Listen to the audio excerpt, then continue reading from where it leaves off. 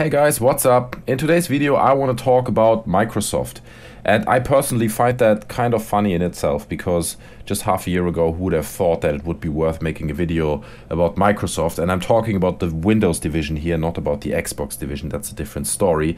But just about 1.5 to 2 weeks ago, Microsoft held their Windows 10 live event. And there are a few things that came through at this event that I personally find quite interesting. It seems that Microsoft is adjusting their strategy a little bit more to a contemporary market, kind of like Apple did, and I think they try to do the same thing with their products. But let me go through some of the revelations that they had to talk about at this keynote at the Windows 10 live event. First of all, which I found really fascinating and interesting, is that Windows 10 will be free for Windows 7 and Windows 8 users. There were some rumors about it only being for 1 year with Windows 7, but I think in the meantime that has been corrected. It will be a free Windows update for Windows 7 and Windows 8 users, which is quite fascinating, right? Because all the previous versions of Windows, you had to buy them, and Microsoft were very concerned about all their OEM users, and each single person had to buy a version of Windows. So now they want to bring it out as a free update for the previous Windows versions, which is quite a big milestone in the politics of Windows. It shows that they are thinking about how they can remove obstacles in people adopting their software, because so far people only got a new Windows version when they bought a new PC. There were very few users who actually went to a shop and bought the newest Windows version. At least that's my feeling. So that's a quite smart move in getting as many users on board from the start. An interesting thing that they talked about at the keynote was that rather than Windows being a product, they want to treat it more like a service. And that does raise a few questions to me. Like, generally, if they give it out for free as a Windows update, how are they going to make money with that, right? Obviously, they have something in the back of their hand that will generate money for them. So are there maybe content updates, subscriptions? Is there maybe like a gold version of Windows where you have to pay monthly, or where you get only, let's say, a free version of Windows that everyone gets, kind of like the free-to-play version of Windows if you want? But then obviously you can buy the DLCs, air quotation marks here, and that will give you the full gold style version. I think it will be something along those lines, because obviously they need to make money with their software. Another interesting thing that they talked about, which I think was long overdue, is that when you have Windows 10 on your machine and you boot, it will automatically recognize whether you're using a touch screen or not. So when you're using a touch screen, it will immediately boot into the touch interface, and if not, then it will boot into the normal desktop version. So stuff like this just really makes me wonder why they didn't come up with that before, right? This is just so obvious. It's stuff they should have done such a long time ago, but obviously I'm happy to see it finally being implemented. Another piece of news that was, in my opinion, long overdue is that Internet Explorer will slowly disappear, and Microsoft introduces a new browser that is called Spartan. I don't know if that's kind of a Halo reference right there. It seems a little bit like that to me. This browser will not be shipped with Windows 10, so it will not replace the Internet Explorer immediately. I think they're gonna position this kind of as a gradual process where people maybe download it and try it out. They didn't say much about the technical specification of this browser. Maybe it is just the Internet Explorer in a new dress. Who knows what they're using for the back end of this browser? Maybe they use some kind of open source software. Maybe they base it on what they already have. Maybe they started from scratch. So that would be interesting to know. But I think it was long overdue, since the reputation of Internet Explorer is just like done for so many years. There was like a campaign, I think about a year ago, where they tried to revive it and give it another attempt of like fixing its reputation, but that failed horribly as well, despite the guys having quite good ideas. But it's just nobody wants Internet Explorer. It's just a dead brand. So I think the only way forward is to launch a new browser, which they're doing now. So that's quite good.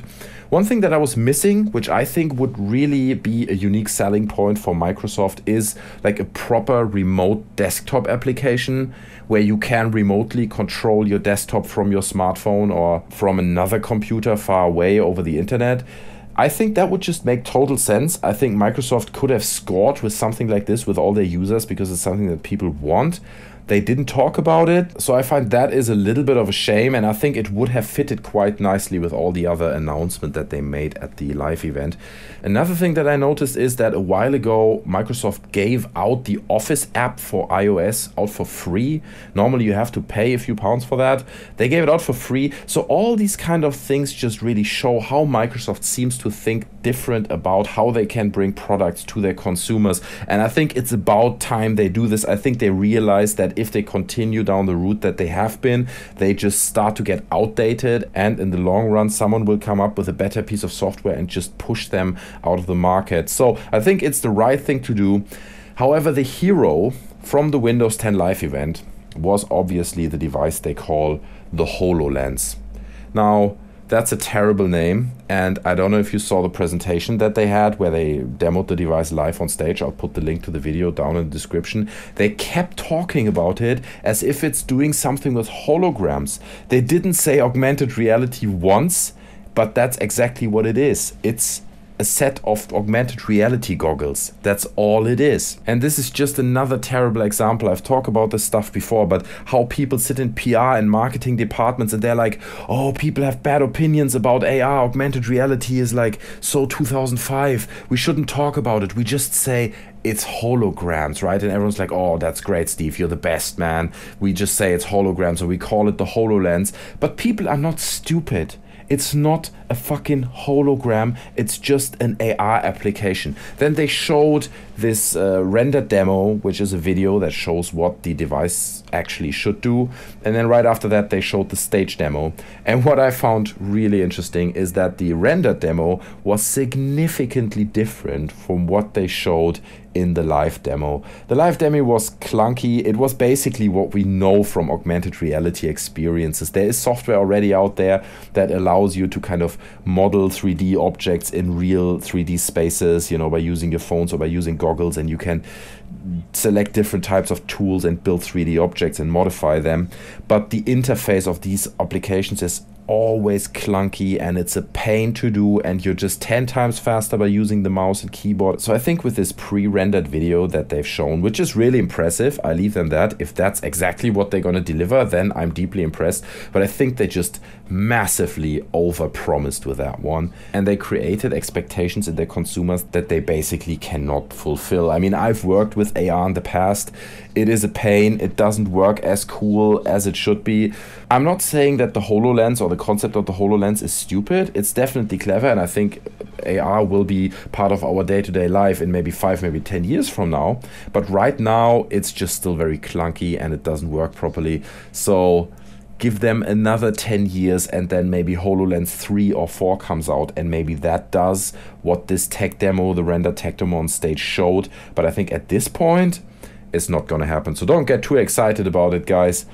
Overall, I have to say that I'm really happy that Microsoft showed that they start to rethink their strategy a little bit, and that they try to come up with concepts that aim their products in a slightly different direction, whether it is the free Windows 10 update or the little things like the touch screen that he recognizes automatically when you boot the machine. I have hope again for Microsoft, and I'm really curious to see where they're going to take all these ideas and where they will be in 5 years from now. So guys, I would be very interested in hearing your thoughts on this. You can leave me your thoughts in the comment section below. I know that Microsoft talked about a million other things. I don't want to make this video too long, so I just highlighted the ones that kind of stuck in my mind. I hope you learned something, and I hope you enjoyed the video. If you did, leave me a like. You can subscribe to my channel if you have not yet already. So stay tuned, guys. I hope to see you again on my channel. Take care, and I'm out. Bye.